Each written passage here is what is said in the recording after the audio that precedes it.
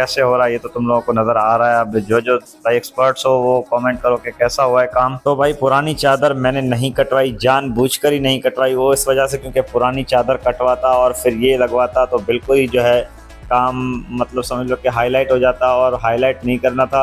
और इसकी वैसे भी अपनी चादर में अभी बहुत ज़्यादा जान थी, मतलब खाली ये हट गई थी, टूट गई थी, दो हिस्सों में हो गई थी, जिसकी वजह से इसको ज्वाइंट करना था। बाकी वरना वैसे इसकी चादर में अभी भी बहुत ज़्यादा जान थी। ये सिर्फ रस्ट की वजह से जो है ना किनारी पर पानी रुका और इसी वजह से ये कमज़ोर होकर जैसे ही ब्रेकर में लगी तो ये टूट गई थी। लेकिन खैर इसको मजबूत कर दिया है और अच्छे तरीके से किया है। अब इसकी दूसरी साइड का काम जो है ना वो थोड़ा अजीब था, तो उसको मैं ज़्यादा मुतमईन उससे हुआ कि भाई उसकी जो कंडीशन थी ना वो बिल्कुल गई गुजरी थी।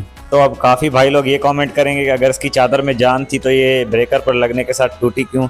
तो भाई सीन कुछ ऐसा है कि ये एक बार लगने से नहीं टूटी, पूरा साल गाड़ी हमने चलाई है और पूरा साल ही गाड़ी तकरीबन हर ब्रेकर में लगती रही है, तो उसके बाद जाके ये रिजल्ट निकला है। तो बस भाई इसके बाद जो है हमने ये वेल्ड वेल्ड करवा के सब कुछ जो है डेंटिंग अच्छे तरीके से करवा ली थी। अब बाहर से हमारी गाड़ी में कोई डेंटिंग का काम है नहीं, तो अब जो है इसका डायरेक्ट पेंट होगा। थोड़ा बहुत काम डेंटर का मतलब होगा तो होगा, एक ही डेंट है वो भी हमारे फेंडर में है, मेरे ख्याल से ज़्यादा बड़ा नहीं। तो हाँ भाई ये थी दूसरी साइड तुम लोग देख रहे हो, और यहाँ पर इसकी कंडीशन बिल्कुल ख़राब थी, तो यहाँ पर हमने जो है पीस वेल्ड करवाया अच्छा वाला, मतलब जेन्युइन। तो भाई मैंने उसको बोला कि भाई काम ऐसा कर दो ताकि दोबारा ये काम ना निकले। और इस साइड से अच्छी बात ये थी कि ज़्यादा टूटा हुआ नहीं था, बस सिर्फ एक कॉर्नर था जो, तो ये कॉर्नर भाई ज़्यादा पानी रुकने की वजह से और गल गया था और यहाँ पर सुराख हो गया था इसी वजह से, तो ये जो है अब बंद हो चुका है फाइनली और अच्छे तरीके से काम हो गया। उसके बाद इस पर कंपाउंड अप्लाई कर दिया हमने, सिर्फ अगले पीस को लगाया है और जहां तक ज़रूरत थी जहां पर काम किया वहीं पर ही कंपाउंड लगाया है, ऐसा नहीं कि पूरे को भाई मार दिया। क्योंकि भाई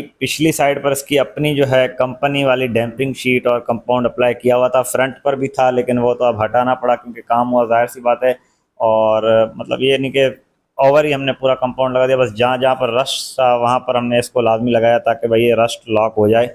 और जहाँ तक पिछले कमेंट में मैंने तुम लोगों के कमेंट रीड किए थे तो तुम लोगों ने यही बोला था कि भाई इसी से रस्ट लॉक होता है। तो खैर भाई आज सिविक का जो है फर्स्ट तो बेहतरीन हो गया, लेकिन भाई एक बात है जो अब एक बड़ी दुख के साथ तुम लोगों को बतानी पड़ रही है कि होंडा सिविक की रिस्टोरेशन इस सीरीज़ को कुछ वक्त के लिए रोकना पड़ रहा है। असल में घर में कुछ कामकाज हैं और गाड़ी की जो है ज़रूरत भी काफ़ी ज़्यादा है, तो इस वजह से अभी इस पर मुकम्मल काम जारी रखना नामुमकिन हो पा रहा है। तो अब ये वक्फा चंद हफ्तों का होगा या चंद दिनों का या चंद महीनों का कुछ कह नहीं सकते, लेकिन एक बात पक्की है कि जब हम दोबारा इसकी रिस्टोरेशन करेंगे तो भाई ज़्यादा मेहनत और मज़ीद डिटेल के साथ ही करेंगे।